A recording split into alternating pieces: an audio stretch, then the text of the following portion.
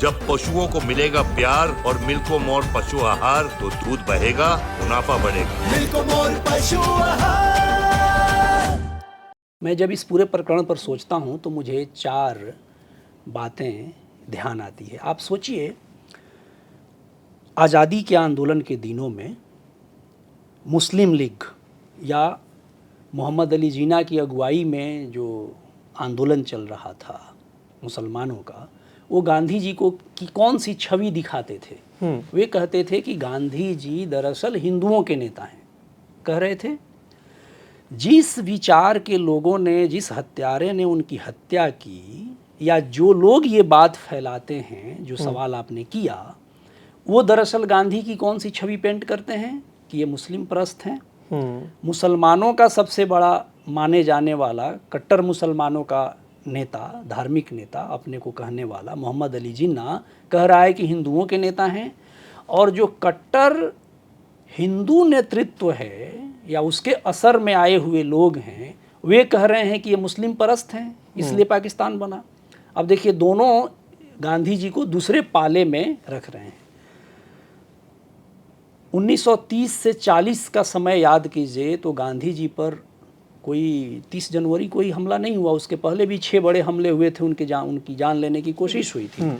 उसमें से 2 प्रयास जाति के सवाल पर हुई कि ये अछूतों के हक में बोलने वाला व्यक्ति है, ये अछूत परस्त है।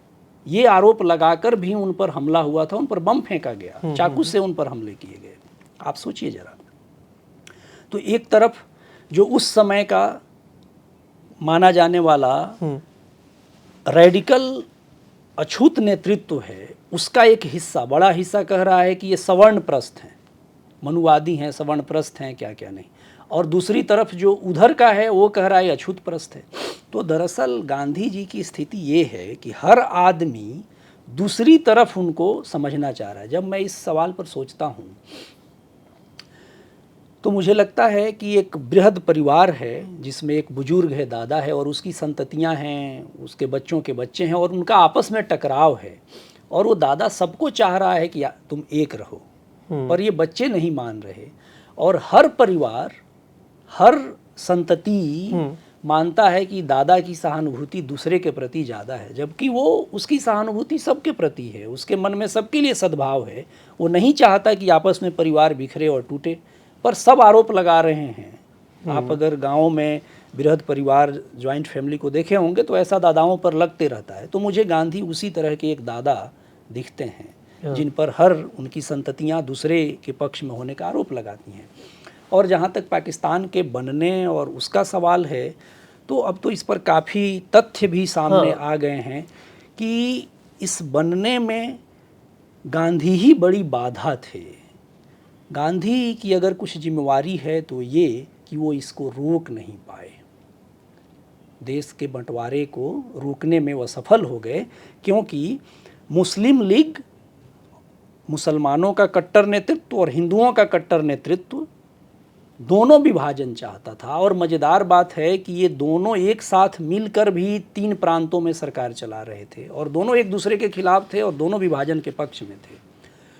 इसकी एक सैद्धांतिकी मोहम्मद अली जिन्ना के लोगों ने दी, तो दूसरी बाबा साहब अम्बेडकर ने भी दी। 1940 में उन्होंने भारत के विभाजन पर किताब लिखा और उसको तार्किक ठहराया, और इस किताब को बड़े पैमाने पर वितरित किया गया। इसके 3 संस्करण छापे गए। 46 में जब जब पार्टीशन की बात होती थी, इस किताब का संस्करण निकला और इसको बांटा गया। और एक तरह से दार्शनिक पृष्ठभूमि, तार्किक पृष्ठभूमि उन्होंने दी, डॉक्टर अम्बेडकर साहब ने दी।